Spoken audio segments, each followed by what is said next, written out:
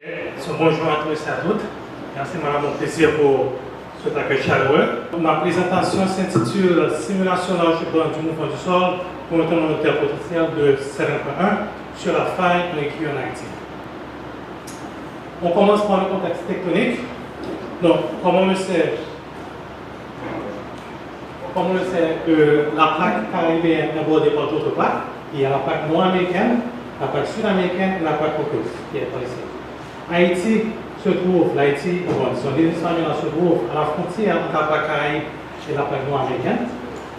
La plaque caraïbe a un mouvement relatif de 2 cm par an par rapport à la plaque nord-américaine.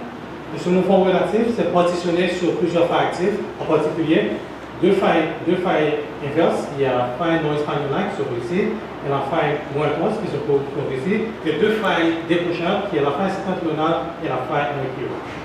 Ces deux failles décrochables ont causé des séismes majeurs dans le passé. La faille septentrionale s'est rompue en 1852 et 1847 et la faille en s'est rompue en 1751 et 1770. Et en 2010, le séisme de 2010 se trouve ici, tout près de la faille en. Au début, on pensait que ce séisme a été localisé sur ce segment de la faille en, mais les recherches futures des recherches ont montré que c'est un peu différent. Donc, parmi lesquelles, j'ai essayé de relocaliser les séismes qui sont aujourd'hui après le séisme du janvier, parce que comme on le sait, les séismes ont tendance à délimiter la faille qui a rompu. Donc, du coup, si on essaie de relocaliser ces séismes, on peut arriver à voir tout ce qui se passe dans la côte terrestre. Par exemple, ici, je montre les différentes répliques qui ont été relocalisées. Donc, les cercles sont les différentes répliques. On regarde la presque du sud, ça c'est la faille en. Ces cercles, ce sont les cercles qui ont été relocalisés. Donc, en mauve, c'est très profond et en orange, c'est en surface. Donc, si on regarde cette partie-là, on peut voir que les répliques délimitent une direction oblique par rapport à la faille en.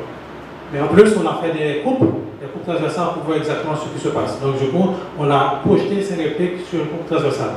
Donc, si on regarde la coupe A à par exemple, c'est ce qu'on voit ici, on peut voir que les répliques délimitent une structure à pointage vers le sud d'environ 45 degrés, qui est semblable à cette faille qu'on appelle la faille des trois baies. Donc, du coup, on pense que ces répliques sont localisées sur cette faille qu'on appelle la faille des trois baies.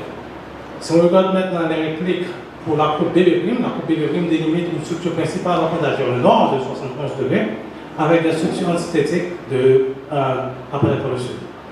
Et la coupe CC' délimite une structure vers le nord qui a un pointage de 65 degrés. Et dans cette partie-là, la faille en est supposée être soit verticale, soit un pointage vers le sud.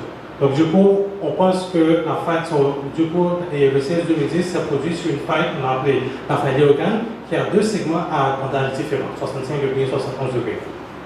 D'autres études ont été réalisées, parmi lesquelles Smith et autres ont déterminé le glissement sur la faille d'Eoghan en utilisant les données GPS, INSA et les coraux. Donc, ils ont prouvé qu'il y a deux parties de glissement où la partie S a un mouvement beaucoup plus inverse et la partie ouest a un mouvement beaucoup plus latéral. Et par la suite, Dwayne a fait un calcul de rupture dynamique où ils ont considéré 4 segments, disons les deux segments de la faille d'Eoghan, la faille et la faille des trois baies. Ils ont fait une rupture dynamique où ils ont initié la rupture sur ce segment et laissent la rupture se propager pour voir si la rupture va se propager sur la faille d'Eoghan ou sur la faille en. Donc, du coup, dans cette rupture, on a remonté que la rupture ne se produit pas sur la faille, ne se partage pas sur la faille en, mais continue sur le deuxième segment de la faille d'Eoghan. Du coup, on peut affirmer que ce séisme s'est bien passé sur la faille d'Eoghan. Même si le séisme ne s'est pas produit sur la faille d'Eoghan, mais on a pu remarquer qu'il y a un changement de contrainte qui s'est produit sur la faille en. Donc, ici, on regarde, c'est les calculs de Smith, ils ont fait un calcul de Coulomb. Donc, de manière simple, en rouge, on peut dire que en rouge, c'est le contrainte de Coulomb qui est positif. Donc, c'est comme on pousse la faille un peu près de la rupture, et en bleu, c'est le contrainte de Coulomb négatif, pousser la faille un peu plus éloignée de la rupture. Donc, on peut voir, pour la faille en, il y a une augmentation de contrainte de Coulomb dans la partie supérieure. On a aussi remarqué la même chose de la rupture dynamique. La rupture dynamique, ça c'est une rupture avec le temps, mais même quand on regarde à 5 secondes ou 6 secondes ou 12 secondes, on peut voir aussi qu'il y a une augmentation des contraintes tangentielles dans la partie supérieure de la faille en. Du coup, on peut se poser plusieurs questions. qu'est-ce qui pourrait se passer si une rupture dans le futur se produit sur la forme Rikio. Donc, l'objectif de ce projet, c'est d'initier des ruptures sur cette faille et d'essayer d'analyser le niveau de sort de les différentes stations ou de la ville avoisinante. Du coup, j'ai considéré ce segment de la faille Rikio, c'est un segment vertical, deux scénarios, un segment vertical et un segment impérial du sud. J'ai utilisé une rupture dynamique et calculer les dépassements les accélérations sur les différentes stations, les stations hypothétiques que j'ai considérées. Mais vu que la rupture dynamique ne peut générer des accélérations à basse fréquence, donc j'ai combiné avec une méthode stochastique pour générer des hautes fréquences et de façon à avoir une rupture totale. Principe de base de la rupture dynamique. De manière à faire une rupture dynamique, il faut une loi de friction. Okay? Dans ce cas, on utilise ce qu'on appelle le Slip-Opening Friction Law, c'est la loi de friction Slip-Opening. De manière simple, la loi de friction fait une relation entre les contraintes sur la faille et le glissement sur la faille, de manière simple. Donc, si on considère un milieu, comme celui-ci, il y a une faille, supposons que la faille a une contrainte initiale, donc on crée une zone sur cette faille où la rupture sur cette faille, où le glissement, où les contraintes sur cette faille sont supérieures à la contrainte limite. Donc, du coup, on initie la rupture. Et quand la rupture se propage, pour un certain point sur cette faille, les contraintes tangentielles vont augmenter. Et si la contrainte tangentielle arrive à la contrainte limite, le glissement commence et les contraintes diminuent de la contrainte limite à la contrainte de glissement et puis continue jusqu'à ce que la faille se restabilise. Et puis la contrainte finale, la distance entre la contrainte initiale et la contrainte finale, c'est ce qu'on appelle la chute de contrainte statique. Donc du coup, j'ai considéré une méthode d'éléments finis pour faire la rupture dynamique.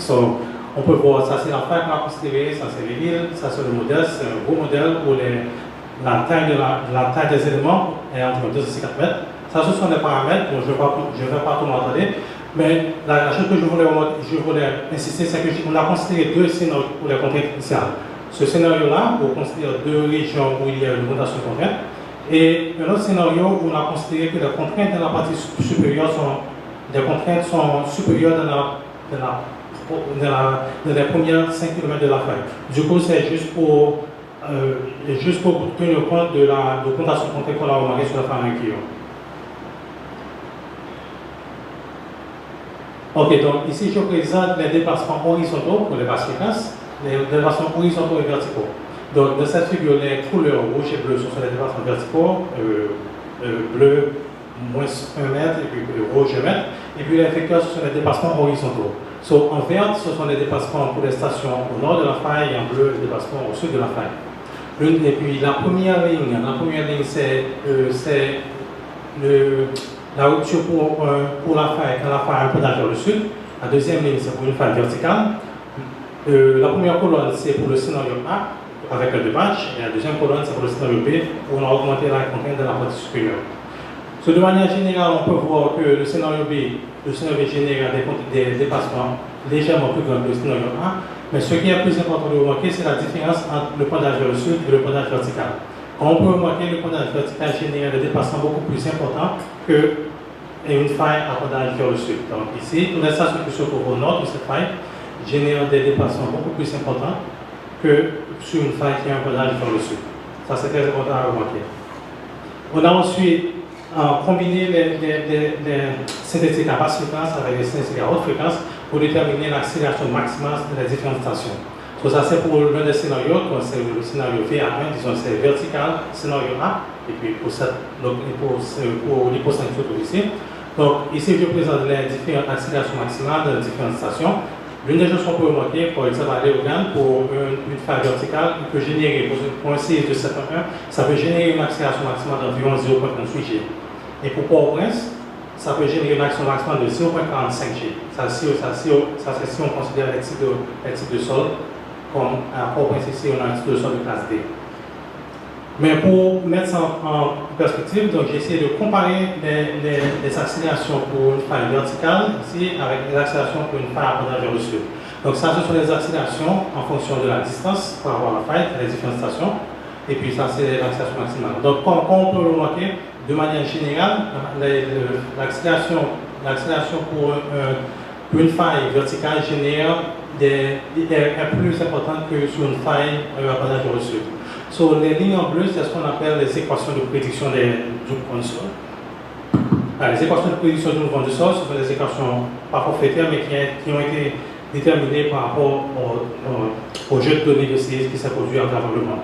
Donc, du coup, ça, c'est l'équation moyenne, et puis ça, ce sont les équatifs. Donc, de manière générale, on peut voir que tout notre calcul se retrouve entre plus ou moins 1 de l'équatif. Mais ce qui est important à remarquer, c'est que l'accélération sur une salle verticale est beaucoup plus importante. Par exemple, à Port-au-Prince, pour un scénario d'une salle verticale, c'est 0,45 G, mais pour une salle vers le sud, c'est 0,35 G. Voilà. Maintenant, essayons de comparer ces résultats avec le séisme de 2010. Avec le séisme de 2010. Bon, malheureusement, il n'y avait pas de stations qui ont enregistré ce séisme, mais il y avait beaucoup d'études qui ont essayé d'estimer l'accélération maximale qui se produit, en particulier à Port-au-Prince. Parmi lesquels, j'ai essayé de déterminer, j'ai utilisé de la rupture dynamique, j'ai déterminé une accélération de 0,1 G, mais comme on le sait, l'accélération dynamique ne peut pas atteindre des fréquences très élevées, donc du coup, c'est un peu sous-estimé. Mais on peut considérer cette accélération comme étant l'accélération minimale qui se produit à Port-au-Prince. Il y a d'autres études, comme par exemple, en 2012, ils ont fait une étude en dépassement rigide pour essayer d'estimer l'accélération. Ils ont trouvé une accélération d'environ de 0,2 G. Et d'autres études, comme il y a USG-Chicmap, il y a Olson, Goodnow et Mavridis, 3 différentes études, ils ont trouvé une accélération d'environ 0,2 et 0,3 G. Et le même calcul pour la pharyngio, c'est 0,45 G. Donc du coup, le scénario futur sur la pharyngio serait beaucoup plus dévastatrice que le cycle de 2010. De manière générale, s'il n'y a pas il faut qu'il y ait des mesures beaucoup plus strictes de manière à ce que les gens puissent respecter les règles de construction du NTPTC de façon à limiter les dégâts s'il y a un séisme futur à Port-au-Prince. En conclusion, les simulations à basse fréquence montrent que la pharyngio à fondale verticale génère des déplacements horizontaux permanents plus élevés sur les stations situées beaucoup plus au nord que sur la faille à fondale sud. La simulation d'algèbre du mouvement du sol avec un PGA de 0,45 G à Port-au-Prince, ça c'est pour le segment vertical, et 0,35 G pour le segment à fondale vers le sud. Et, dernier lieu, un tremblement de terre futur sur ce segment de la pharyngio pourrait être plus désastreux que le tremblement de terre de 2010 si les mesures strictes ne sont pas prises pour renforcer les bâtiments. Merci beaucoup.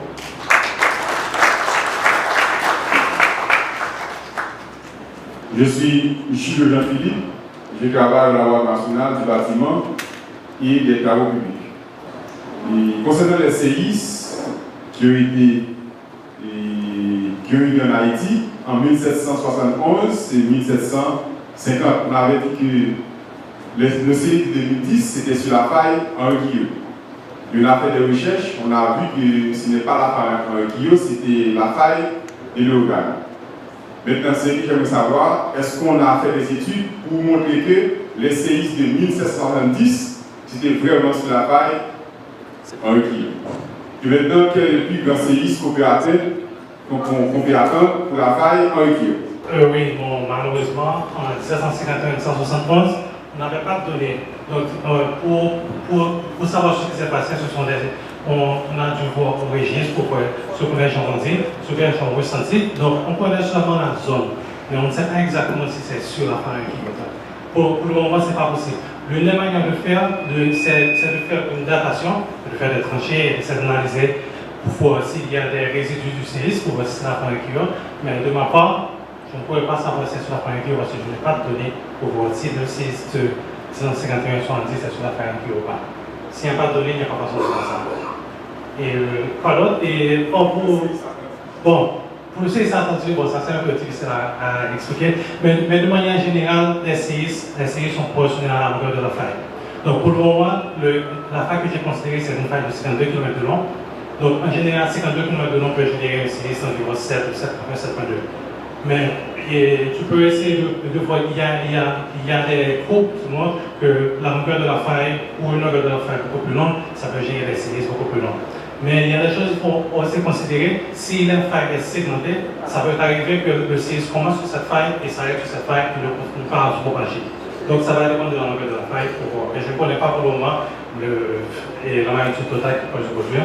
Mais ce que je sais, pour un cycle de 52 km de long, ça va produire une magnitude de 7.1. 7.1 entre 7 et 7.1 en général. Et concernant le scénario, on a vu que le PGA qu'on pouvait avoir sur Port-au-Prince, c'était le scénario 1, je crois, qui était un PGA qui pouvait atteindre 0,45. Et on a considéré pour cela une classe D. Pourquoi une classe D alors que Port-au-Prince, finalement, il y a beaucoup de types de terrains différents? Concernant le classement de sol, j'ai considéré les données de SADEC, le projet de SADEC, et le microzonage. Dans le microzonage, il y a une petite partie sur Port-au-Prince, près de la côte, où la station que j'ai considérée, la station que j'appelle PAP, Port-au-Prince, c'est une station sur cette zone-là.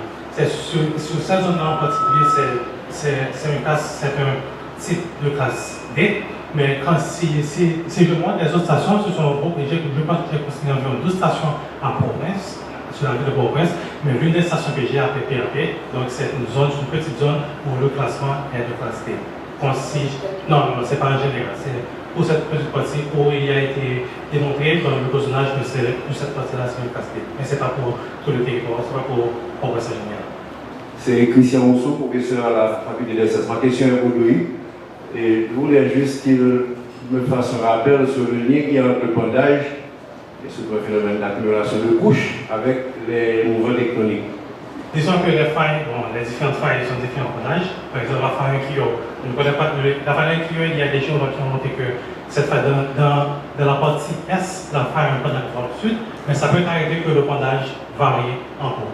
Donc, dépendamment du pondage de la faille, donc ça peut générer des scénarios différents. Donc, dépendamment, concernant le contexte tectonique, j'ai utilisé le contexte tectonique de manière à estimer les contraintes sur cette faille. Disons, si on a une faille, on a une tension de contrainte, dépendamment de l'orientation de la faille, on peut estimer la contrainte initiale. Donc, la contrainte initiale que j'ai estimée, ce n'est pas la même pour les deux failles, pour une faille verticale et une faille vers le sud, ça dépend des contraintes tectoniques qu'on a appliquées dans ce zone-là. Donc, les contraintes tectoniques ne sont pas. Les contraintes initiales dépendent des contraintes tectoniques qu'on a appliquées pour faire ce genre de scénario. J'aimerais savoir dans tes simulations jusqu'à quelle fréquence tu arrives à monter et puis comment c'est que la plage de fréquence pour les ingénieurs civils c'est un peu plus haut et comment tu prévois donner des spectres de réponse pour pouvoir l'utiliser dans des codes de calcul éventuellement. Donc c'est la raison pour laquelle dans cette étude on est obligé de combiner la rupture dynamique, qui est une méthode non finie, avec une méthode stochastique. Bon, c'est un peu compliqué, je vais pas parler, méthode stochastique de manière à atteindre les hautes fréquences. Donc, cette méthode stochastique, je pense que la fréquence peut être de 20 Hz jusqu'à 100 Hz. Donc, on a combiné les résultats, c'est les synthétiques pour les méthodes à haute fréquence, avec les synthétiques pour les méthodes à basse fréquence, de manière à avoir la synthétique totale. Donc, du coup, en utilisant les données, on peut déterminer les spectres de réponse. Bon, on n'a pas fait ça dans ce projet, mais tous les synthétiques sont disponibles de manière à calculer les spectres de réponse. Je voulais savoir pourquoi on continue à appeler la faille de la presqu'île du Sud, les failles en Guinée. Bon, en gros, le nom complet, c'est la faille en Erin-Kyo Platen Golden Fault, mais c'est un système de failles. Donc, c'est, bon, je l'ai appelé la faille Kyo, c'est juste en short, de manière plus précise. Donc, c'est juste de façon pour. Mais en gros, le nom complet, c'est Erin-Kyo Platen Golden Fault, c'est ce qui a été donné dans les géologues qu'on a composé à. On se demande pourquoi le nom français attribué à cette faille. Donc on revendique la paternité. C'est quand même une faille haïtienne, non pas un nom haïtien. C'est simplement parce que la littérature en sciences de la Terre, elle est plutôt anglaise. Donc ce sont les gens anglophones qui publient. Et c'est une pratique d'identifier cette faille qui a été. On a fait une tentative de l'appeler le décochement sud-haïtien, la faille de la presqu'île du Sud. Et Bernard, tu as eu aussi à donner des noms francophones à cette faille. Mais la réalité, c'est que les anglophones publient. Et cette faille qui a été identifiée en premier sur Erin-Kyo Platen Golden Fault est restée, le nom est resté. Et il va être très difficile de dire désormais dans les publications cette faille qu'on appelle la faille de la presqu'île du Sud, antérieurement est connue sous le nom de... C'est trop compliqué et je pense que on va rester avec la faille de Rio, malgré que Claude s'est battu, tout le monde s'est battu pour que cette faille change de nom.